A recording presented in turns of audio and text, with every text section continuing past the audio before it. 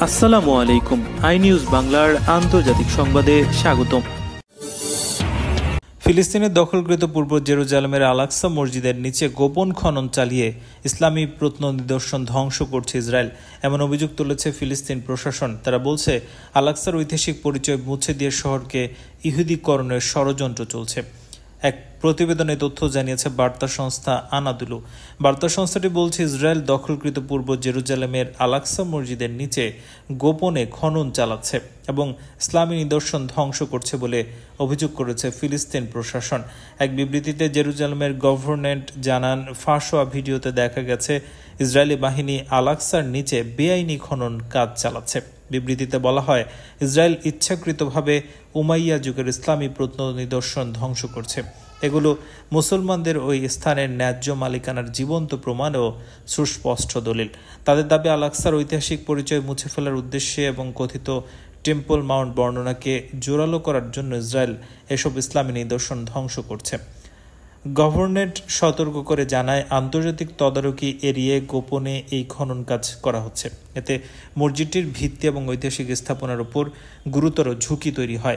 বিবৃতিতে অভিযোগ করা হয়েছে, এসব খননের মাধ্যমে ইসরায়েল পূর্ব জেরুজালেমকে ইহুদিকরণের পরিকল্পনায় নতুন বন্দোবস্ত চাপিয়ে দিতে চাইছে। গভর্নমেন্ট, আন্তর্জাতিক মহল, জাতিসংঘ এবং তার সাংস্কৃতিক সংস্থা ইউনেস্কোকে অবিলম্বে হস্তক্ষেপ করে এসব লঙ্ঘন করা এবং দখলদার ইসরায়েলকে জবাবদিহি করার আহ্বান জানায়। যদিও ফিলিস্তিনিরা সুনির্দিষ্ট খননস্থলের উল্লেখ করেনি, তবে ইসরায়েল বহু বছর ধরেই আল-আকসার নিচে সুড়ঙ্গ খুঁড়ছে। ফিলিস্তিনিদের মতে এর সবই পূর্ব জেরুজালেমকে ইহুদিকরণের বৃহত্তর পরিকল্পনার অংশ। আন্তর্জাতিক আইন অনুসারে আল-আকসা মসজিদের তত্ত্বাবধানের একমাত্র অধিকার জর্ডান পরিচালিত জেরুজালেম এন্ডাওমেন্ট কাউন্সিলের। 2013 সালে মার্চে জর্ডানের বাদশাহ দ্বিতীয় আবদুল্লাহ ও ফিলিস্তিনি প্রেসিডেন্ট মাহমুদ আব্বাস এক চুক্তি সই করেন। এতে জেরুজালেম সহ ফিলিস্তিনের সব পবিত্র স্থানের রক্ষণাবেক্ষণ ও প্রতিরক্ষার দায়িত্ব জর্ডানকে অর্পণ করা হয়। আল-আকসা মসজিদ মুসলমানদের জন্য বিশ্বের তৃতীয় পবিত্রতম স্থান। ইহুদিরা একে টেম্পল মাউন্ট নামে অভিহিত করে। ইহুদিদের দাবি, এখানেই তাদের প্রাচীন দুটি মন্দির ছিল। 1967 সালের আরব ইসরায়েল যুদ্ধে ইসরায়েল পূর্ব জেরুজালেম দখল করে নেয়। পরে 1980 সালে তারা পুরো শহরটি সংযুক্ত করে নেয়, যা আন্তর্জাতিক সম্প্রদায় কখনো স্বীকৃতি দেয়নি।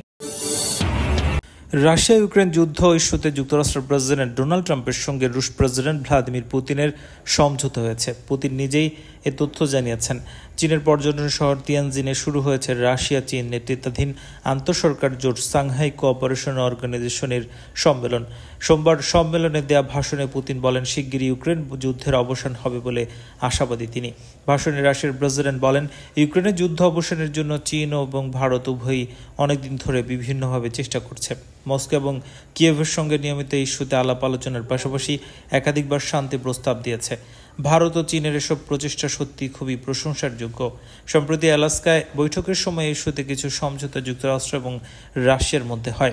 আমি আশা করছি যুদ্ধাবসানের যে লক্ষ্য আমরা নিয়েছি, এসব সমঝোতা সেই লক্ষ্যে পৌঁছানোর জন্য সহায়ক হবে বলে জানাচ্ছেন তিনি। কৃষ্ণসাগরের উপদ্বীপ ক্রিমিয়াকে রুশ ভূখণ্ড হিসেবে স্বীকৃতি দেওয়ার প্রতিশ্রুতি দিয়েও তা রক্ষা না করা এবং পশ্চিমা দেশগুলোর সামরিক জোট ন্যাটোর সদস্য পদের জন্য কিয়েভের আবেদনকে ঘিরে কয়েক বছর ধরে টানাপোড়েন চলে রাশিয়া এবং ইউক্রেনের মধ্যে। এই টানাপোড়েনের এক পর্যায়ে পুতিনের নির্দেশে 2022 সালের 24 ফেব্রুয়ারি থেকে ইউক্রেনে শুরু হয় রুশ বাহিনীর সামরিক অভিযান, যা এখনও চলছে। যুদ্ধ শুরুর পর রাশিয়ার অর্থনীতিকে পঙ্গু করে দিতে যুক্তরাষ্ট্র এবং ইউরোপ দেশটির উপর শত শত নিষেধাজ্ঞা চাপিয়েছে।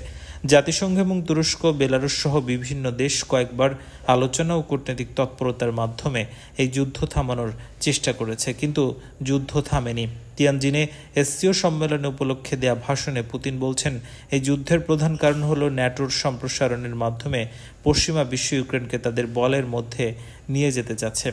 যদি এতে তারা সফল হয়, তাহলে সাবেক সোভিয়েত ইউনিয়নের অন্তর্ভুক্ত অন্যান্য দেশগুলোকেও তারা ন্যাটো এবং ইউরোপীয় নিরাপত্তার বলের মধ্যে আসার প্রলোভন দেখানো শুরু হবে। আর যদি সাবেক সোভিয়েত ইউনিয়নভুক্ত রাষ্ট্রগুলো ন্যাটোতে যোগ দেওয়া শুরু করে, তাহলে তা হবে রাশিয়ার আঞ্চলিক নিরাপত্তা এবং ভৌগোলিক অখণ্ডতার জন্য সরাসরি হুমকি। পশ্চিমা বিশ্বকে অবশ্যই এই অঞ্চলে ন্যাটোর সম্প্রসারণ বন্ধ করতে হবে। এই যুদ্ধের মূল কারণ এটাই। যদি মূল কারণের অবসান না ঘটে, তাহলে যুদ্ধাবসান স্থায়ী এবং টেকসই হবে না, ভাষণে বলছেন পুতিন।